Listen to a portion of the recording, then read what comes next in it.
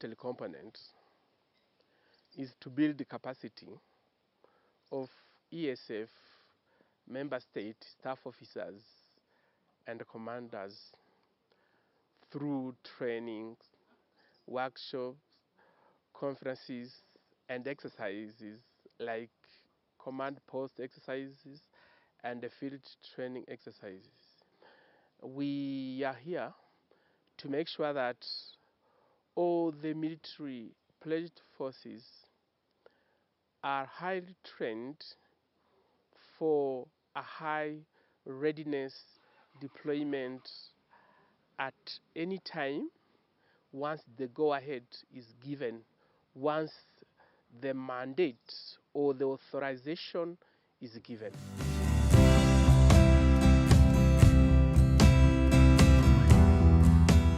Civilian component has functions in the mission environment, and also we have roles here at the Secretariat where we do planning, training, evaluation of programs and courses that we run. So this is done here at the Secretariat. In a mission, our roles are more extensive. You will have, first of all, a civilian who will be heading the mission in a mission area. We call head of the head of mission. Is also the special representative of the Secretary General or the special representative of the chairperson of the Commission of the African Union. And we also have various functions and roles in some substantive areas and mission support areas. The substantive areas could be, for example, humanitarian affairs, working with people who are in need, vulnerable groups. It could be things to do with the political affairs of the state, looking at the political situation and also advising the UN or the African Union and the head of mission on the political issues and what needs to be addressed. It could be mediation between the warring parties and the actors within who are involved in the conflicts. It could be civil affairs, working very closely with the population to assist them in various projects. It could be to do with, for example, elections, running elections, and getting the country back on its feet.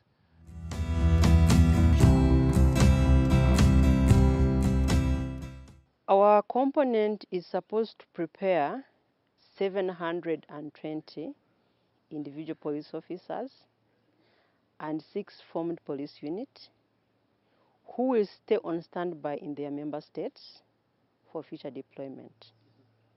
And we do that by training them, giving them skills, so that when time comes for deployment, they know what they are supposed to do in peace support operations.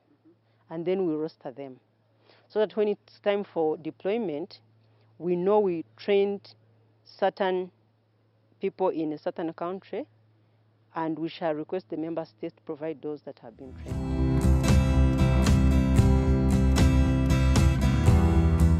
We conducted a quite number of activities this year, and we are very much proud of that. Since I joined EASF, I'm putting more effort to add more value, to add more knowledge of our member state staff officers and the commanders, so that the readiness deployment that we want is achieved. The performance for this year has been fairly good. We did a lot of planning of activities in 2017 so that we could have several courses run this year. We had civilian foundation courses run, and we've done quite a bit of recruitment here and there. We've been to, for example, Djibouti, Ethiopia, Sudan. The year 2018 was, we had so many achievements, because we achieved, we performed maybe 85% of the activities we had planned to conduct. But one of the best activities we conducted was that we managed to develop, to harmonize the standard operating procedures for the police component with those of the African Union. We have now developed standard operating procedures on recruitment and selection, standard operating procedures on rostering of individual police officers, and standard operating procedures on recruitment of formed police units. And then another good activity we had was developing of a roster.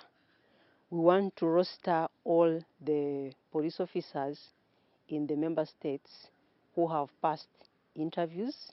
We put them on the roster for training, ready for future deployment.